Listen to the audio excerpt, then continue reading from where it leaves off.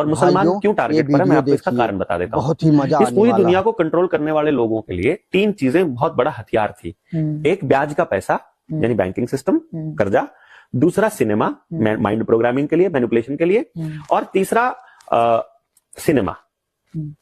Cinema तो बोल दिया ना, ब्याज का पैसा, सिनेमा और दारू, नशा, विस्की, अब शराब। अब उन्होंने क्या किया, मुसलमानों ने इस खेल को समझ लिया, क्योंकि इस गेम को चलाने वाले इजरायली हैं। 13 की 13 फैमिली इजराइल से आती है, सब यहूदी हैं। वो इन तीनों चीजों में इन्वॉल्व नहीं है। हाँ, और वो इन तीनों चीजों में बिल्कुल भी इन्वॉल्व नहीं होते हैं, और वो पूरी दुनिया को इन तीनों चीजों का एडिक्ट बनाना चाहते हैं, या तो शराब का या कर्जे का। इसलिए आपको क्रेडिट कार्ड फ्री में मिलेगा, इसलिए आपको कर्जा एम मिल जाएगा, ले लो ना भैया, क्या दिक्कत है। अरे कनाडे पे ले लो, मेज पे ले लो, कुर्सी पे ले लो, लेकिन ले लो बस एक बार, कर्जा ले लो बस एक बार। आपको लेने की आदत डलनी चाहिए। दारू भी इतने सुंदर सुंदर ठेके बना दिए गए हैं, आपका जी करता है यार यहाँ से तो एक चीज ले ही दी जाए, चाहे ना भी खाना ही पीनी हो, लेकिन ले ली अच्छी। इसी तरह से सिनेमा भी इस तरह से प्रचारित किया जाता है, आपके घर घर में, हर टीवी में, हर हाथ में आ गया है। मुसलमानों ने अपनी कुरान में इन तीनों चीजों को हराम किया हुआ है, इसलिए शराब नहीं पीते वो, ना वो शराब भी उनके लिए हराम है, कोई इंजेक्शन लगाना, केमिकल भी हराम है, सिनेमा भी हराम है। इसलिए मुसलमानों को टॉप पे रखा गया है। कम से कम तुम्हारे खान टॉप पे यार, उसकी फिल्म तो देख लो।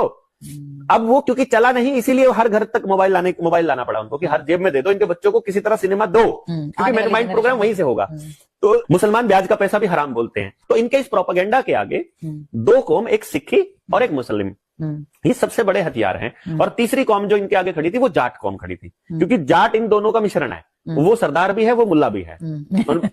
जाट जो है ना, मतलब मूला जाट ही बोलते हैं, अगर आप जाओगे ना तो मूला जाट भी एक शब्द है पाकिस्तान में। तो जो जितने मुसलमान है वो सारे जाट ही हैं बेसिकली, ठीक है, उसको मूला जाट बोल रहे हैं। तो जाट और सरदार भी है, ठीक है। तो जाट एक ऐसी कौम है जिसकी जो मान्यता है वो सरदारों जैसी और मुसलमानों दोनों जैसी है।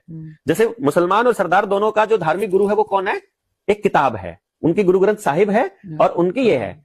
हिंदू जो है वो पगलाए हुए हैं, उनको पता ही नहीं है उनका धार्मिक गुरु कौन, उनका कौन राम है, लक्ष्मण है, कैसा दिखता है, कृष्ण है कि कौन, हनुमान है कि शिव जी है। उन्होंने सिंबॉलिकली, उन्होंने सिंबल्स लिए, एनर्जी के सिंबल्स लिए, उन्होंने नॉलेज को लिया। उन्होंने कहा हमारा गुरु नॉलेज है, उन्होंने कहा यह हमारा गुरु आदमी है। जब किसी का गुरु आदमी हो और उसकी शक्ल हो जाए, वो भगवान हो ही नहीं सकता। बिल्कुल। शक्ल होने वाला भगवान नहीं हो सकता। तो हिंदू हो गया कंफ्यूज। अब उसको लगा कि मेरा असली दुश्मन कौन है। असली दुश्मन था वो पंडित जिसने कहा कि ये राम है, अरुण गोविल, जिसने उसका फोटो दिखाया कि ये राम है, असली दुश्मन था वो। लेकिन पंडित जी ने फिर प्रोपेगेंडा रचा कि सिनेमा के थ्रू कि दुश्मन का मुंह मोड़ दो, कि दुश्मन तुम्हारा मैं नहीं हूं, तुम्हारा मुसलमान तुम्हारा दुश्मन है, तुम्हारा दुश्मन सरदार तुम्हारा दुश्मन है, या जाट भी तो देश का दुश्मन है। वो ऐसा करके वो प्रोपेगेंडा चलाएंगे।